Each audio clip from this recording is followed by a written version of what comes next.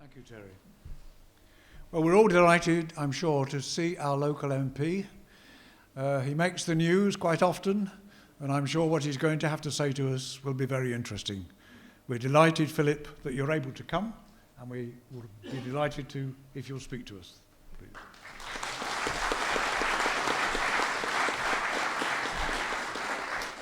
Thank you very much, Norman, and first of all, thank you, Ros, for inviting me along this evening, and many congratulations on what you've achieved so far in terms of getting so many people here and getting this particular initiative so far down the line. There's lots of people in this room who do an awful lot in the local community in Bingley. I was going to say in Bingley. I can see people here from Baildon as well who do an awful lot in the local community in Baildon too, and I'm sure there's other people from other parts of the district as well.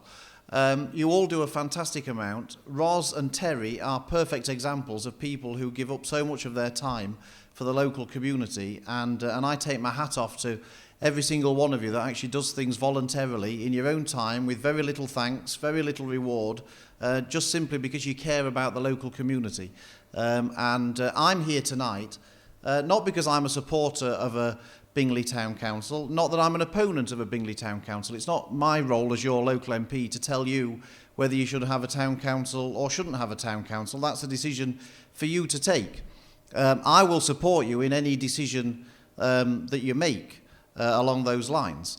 But what I wanted to do this evening was briefly set out to you. You've heard already some perfect examples of why town councils can be hugely successful.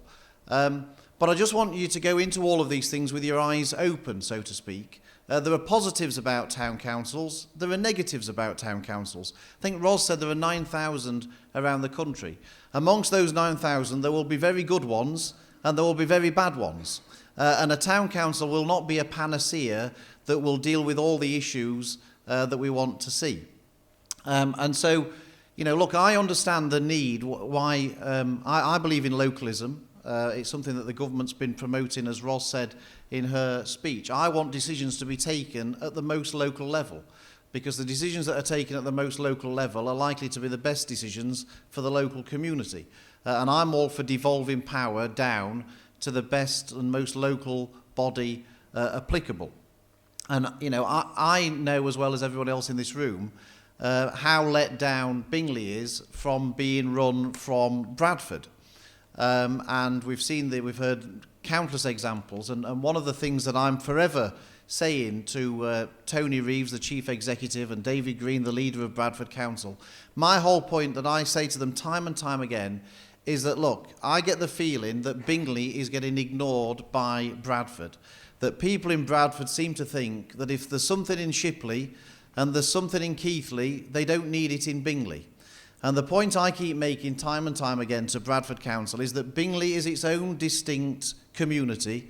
It has its own identity, and it has its own needs, and it can't just be shoved as some kind of place that they would, as I see it, that they would like to lose its identity and just be part of a wider Shipley or a wider Keighley. That is not acceptable to me, and I don't think it should ever be acceptable to you either. And so you do need something that means that Bingley keeps what it has, all the good things that we like about Bingley, and improves all the things that need improving. And I will always, whilst ever I'm in this particular role, I will always stand shoulder to shoulder with anybody in the local community who's trying to protect the interests of Bingley, and particularly when it's under threat from Bradford Council. So yes, of course, a parish council, a town council, can make things happen. Of course it can. And yes, a parish council can pay for things to happen because it will have a precept, it will have some finance in order to make things happen that you would like to see in the local community. And there's certainly advantages of having a town council. As Terry rightly said, a town council would be a statutory consultee. Whenever decisions are being made, the local authority would have to consult the parish council, the town council in this area, before it went ahead with any plans. It would have an elected legitimacy, the fact that people are elected by the local community to speak up for the local community. And, you know, it's always an advantage to have good people who believe in the local community, are doing it without any reward, to be out there doing their bit for the local community. All of those things are good things. And of course, as we've seen, at a time when Bradford Council are trying to close things down in Bingley, it's an option to have a town council who can actually step in and take over the running of those facilities that otherwise you may lose. And again, that's a big advantage of having a town council. But I'd also say that there are also disadvantages that I think you also should consider and be aware of before you make any decisions. Parish councils and town councils, in essence, are only as good as the people who are on them. Ultimately, they're not good or bad in themselves. They're as good or as bad as the people who serve on them. Of course, we've heard already that one of the big downsides of a town council is there's a cost. And ultimately, it's people in this room who would have to pay that cost of having a town council. The cost is, I think Ross set out very clearly what the typical cost is in town councils to give you a flavour of the kind of amount that you would have to pay. But the cost is uncapped. So, for example, if Bradford Council want to raise their council tax by, say, 4% next year, they would have to have a referendum of the local voters. And you can bet your bottom dollar they won't, because they know they'd probably lose such a referendum, and so they don't do it. Town councils don't have the same cap on them. They can increase their council tax by an unlimited amount. One of the downsides is that they don't have, as we heard before, any sort of real power. They can do certain things in the local community, but they don't have the big power that I would like them to have. For example, all the fantastic work that Terry's done trying to stop the development in Micklethwaite.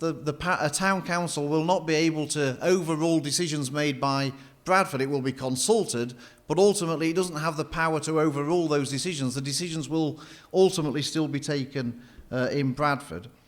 And one of the other potential downsides that I just want you to be aware of is that sometimes you can have a high turnover of people on parish councils and town councils. Yes, they are elected, but they're not always elected, because actually sometimes they get co-opted by people who are already on the town council where there isn't then an election that takes place. And it is sometimes possible that a town council, I'm not saying this would happen in Bingley, in fact I'm pretty sure it wouldn't happen in Bingley, but it is always a danger that a town council can end up being full of people who might not necessarily be representative of the public at large, simply because they're the only ones who are putting their names forward to actually serve on the town council. And that necessarily doesn't mean to say that they're particularly representative of the views of the wider population. So yes, in theory they're elected, but that doesn't always work out in practice. And the other thing, of course, that you should consider is that, it may well be that a town council, if it is brought into being, may encourage Bradford Council to say, well, if you've got a town council there, we don't need to keep paying for it. If it matters that much to people in Bingley, they can pay for it through their town council, and you can end up what you might consider to be paying twice, that you're paying your council tax to Bradford Council and getting even less as a result of it, because they're just shoving more and more onto the town council and expecting you to pay for that too.